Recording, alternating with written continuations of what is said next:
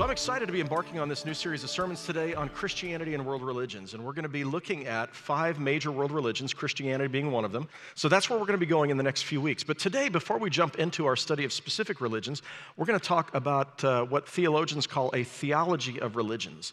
So we're going to lay the foundation. We're going to talk about some basic fundamental questions that all faiths ask about their thoughts about the other faiths. And we're going to look at that from a Christian perspective today. First, I want you to see who your neighbors are in the world. So this information is from 2015 from the Pew Research Center.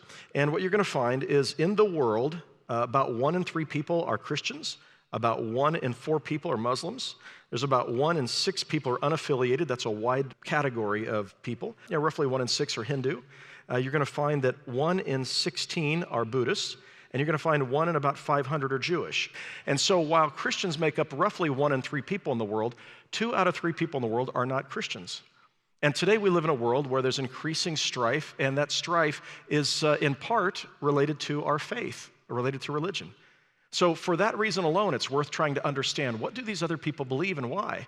But increasingly in our own country, we find 70% of Americans claim to be Christians, but 30% of our neighbors are people of other faiths, largely people of other faiths, which a segment of those are completely non-religious, but a large number of those are people of other faiths. So we're going to try to understand what our neighbors believe and why. And here's my aim. First of all, I want you to understand your neighbors so that you can love them better. I want you to be, Jesus called us to love our neighbors, we love ourselves. It helps if we understand them. It helps in having conversations with them if we understand something about them. The second thing I want you to understand is more about your own faith. So as you study, this is what I found in my own life, as I study other religions, it causes me to ask, so why do I believe what I believe? And so by virtue of studying someone else, you're going to learn more about why you believe what you believe. And for those of you who aren't really certain of what you believe, I hope this whole series of sermons is clarifying for you and allows you to really think about, what do I think about God and the big questions of life?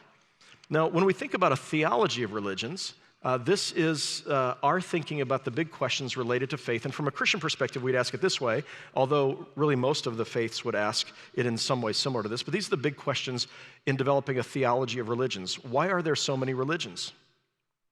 What is the relationship between these religions? How does God look at people of other religions? And what is the eternal fate of those who practice another religion other than Christianity? So I'm wondering, what is your theology of religions? What do you think about these questions? And I'm going to ask at least 3 of the big questions today, and I'm going to offer you some answers that come from my own reflections on this and doing a lot of reading and reflecting and answering your questions over the years. I want to begin with the question of why there is so many different religions if there's one God. And I have people ask the question this way to me, often people who have no faith, and they'll say, if there really is one God like you Christians say, why are there so many religions? As though the fact that there are so many religions is proof that there is not really a God. I tell folks when they say this as though this is proof there's no God, I said, I find exactly the opposite conclusion to be true. Based on nothing more than what we feel and what we see in the world around us, every civilization throughout human history has believed there was something more, there was someone more. So to me, that's evidence that there is a God, that everybody, though they came up with different words to talk about it, the Native Americans here on this continent, before anybody came from another continent here, believed that there was something more, a great spirit, something, and they came to some of the same conclusions about God. So if this is the case, and God is hidden, and by the way, when we think of the hiddenness of God, there's a Latin term used by theologians, deus absconditus. And deus absconditus, you know the word abscond means to run and hide, to take something sometimes and run and hide.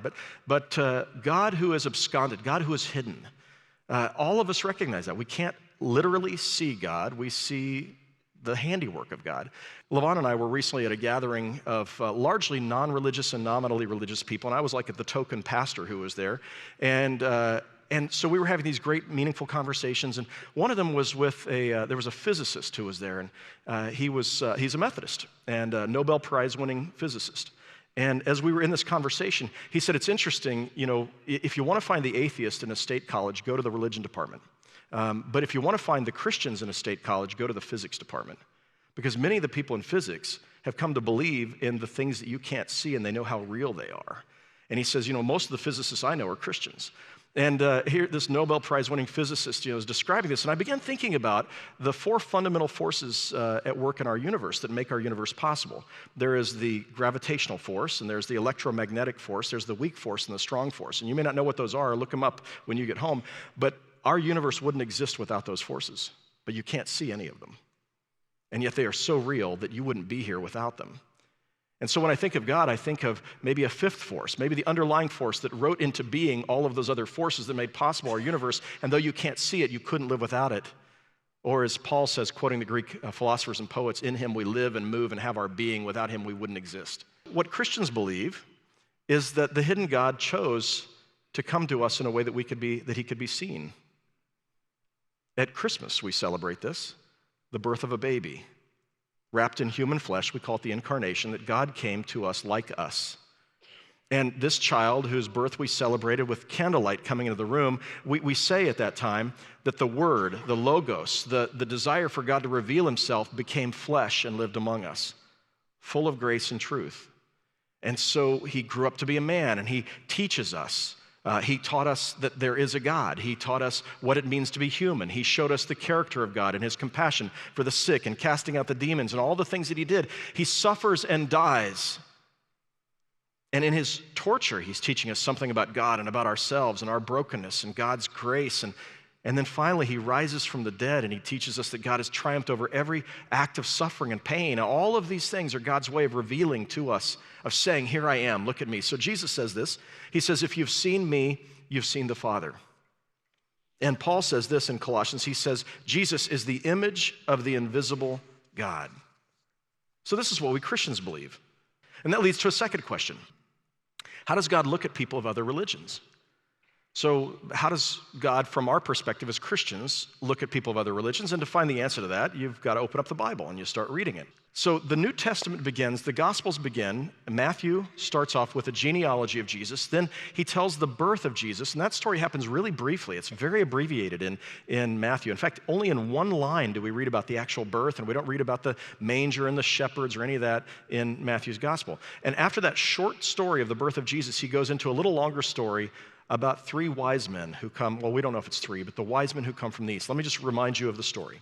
After Jesus was born in Bethlehem in the territory of Judea, during the rule of King Herod, Magi came from the east to Jerusalem. They asked, where is the newborn king of the Jews? We've seen his star in the east, and we've come to honor him. So in Matthew's gospel, there's no shepherds. There's only the wise men who are people of another religion, and God is saying, come over here, I need you to see this. And I want you to help this holy family. What does that story tell us about God and how God looks at other people of other religions? I mean, why does Matthew even include the story in here? And of course, Matthew has a concern for the whole world, so in the end of the gospel, Jesus is going to say, now go into all the world and make disciples of all people. But we don't have evidence that these Zoroastrian priests became Christians that day. But we do have evidence that they rejoiced at the birth of this child. They didn't understand who he was theologically, but they rejoiced and they offered their gifts and they paid homage to him as they knelt before him. And I think what this is saying is that God looks at the people who are of other faiths and he says a couple of things. He says, I see you're yearning for me even if you don't know my name. I see the ways that you're trying to live for me 1,200 miles away, though you don't even know my precepts in the scripture. And I see your heart, and I want to invite you to be a part of what I'm doing. So it tells me at the very least that there's a wideness to God's mercy that's often wider than what we think when we think of people of other faiths, that God must look at them differently than sometimes we do. All right, that leads me to this question of the eternal fate of people of other faiths. So many Christians, so I just want to mention there's three sort of broad categories of answers to the question of what is the fate, the eternal fate of people of other religions. And you've wondered this, I'm sure, and maybe you've been asked this by somebody, or maybe you've told somebody what you think. So three broad categories, and there's nuances within these categories, but one of those is the category where my grandfather was. And that was to say that really all religions are equally valid paths to God. And they're all saying pretty much the same thing in different words. Now here's why we call that universalism or pluralism. On the opposite end is the perspective of the man who caught me in the narthex, and we would call that exclusivism. And exclusivism says at its most extreme, as this man said, that everybody who has not personally said yes to Jesus Christ is going to be tormented in hell for all eternity because they didn't say yes to Christ. Now, I want you to know the scriptures that are tied into this idea of Christian exclusivism. One of them is John 14:6. Jesus says, I am the way, the truth, and the life. No one comes to the Father except by me. That's pretty exclusive. And Acts 4:12, when Peter says this, there is no other name under heaven or earth by which people can be saved. That sounds pretty clear. So this third position that I would articulate, that is the position of most mainline Christians, it's the official position of the Roman Catholic Church, and it's the position of many evangelical Christians, is what's called Christian inclusivism. And here's what it says. Anybody who is saved by Jesus. Like, it is by his life, death, and resurrection. Those who died before Jesus came, Christians say, well, they're also saved by the merits of Christ. And so the merits of Christ, what Jesus has done to save us, is the only way to be saved, and there is no other name under heaven and earth by which we're saved, and Jesus is the way, the truth, and the life, and no one comes to the Father but by him. But God can take the merits of Christ and apply them to whomever he chooses based upon his criteria. And here's what we find in the New Testament. Paul says it this way, you are saved only by grace. That is a favor that you don't deserve. You are saved only by grace. You accept that grace by faith. You don't do anything to earn it. It's not even saying the words of a prayer that make you acceptable to God. It's what Christ has done, and you just accept that. Christian inclusivism says that it's possible that God will save many people because he saw in their hearts what was going on. They're yearning and longing for him to love God and to love their neighbors. They love themselves, and he will apply the merits of Christ to them. All right, so with this kind of idea in mind, that it's possible that people will be in heaven who you wouldn't suspect to be in heaven, I suspect there'll be a few Christians who won't be there, who thought they would be there, and a whole lot of folks who maybe you were taught would never be there, but who will be there. And here's the thing. I think at the last day when we die and we meet our Maker, we're going to see Jesus standing there. And the Hindu's going to see Jesus standing there, and the Buddhist, and everyone else. The Apostle Paul says it this way, quoting Isaiah in Romans 14, 11, and 12. He says, it is written, as I live, says the Lord, every knee will bow to me, every tongue will give praise to God. So then each of us will give an account of ourselves to God. And in Philippians, he says, at the last day, every knee shall bow and every tongue confess that Jesus Christ is Lord. Everyone. I want to begin to wrap this up by simply recognizing it's hard sometimes to have these kind of relationships work. And it's a little threatening and unnerving. So I was thinking this week about a couple at our congregation who are interfaith couple. He was raised at Church of the Resurrection, and she was raised Hindu. And they worship together here, but she still is a Hindu. And I thought it'd be interesting to talk to them to find out, how do you make this thing work? So that they might teach us how to make it work with our neighbors who are non-Christians. And it's hard. My preference, I think, would be I would want my kids to share, their lives with somebody who's of the same faith. But these two have figured out how to bring their faiths together. Take a listen. All of my family is Hindu. I grew up in the Church of the Resurrection. What we talk about often is just this centrality of ethics, and love thy neighbor is one example of that, but also just in the golden rule, doing unto others as you would have done unto you. What did Jesus do? He had the Last Supper. I think bringing together different faiths over food is such an integral thing in different communities over food, because once you start eating something, you start hearing, well, what is that?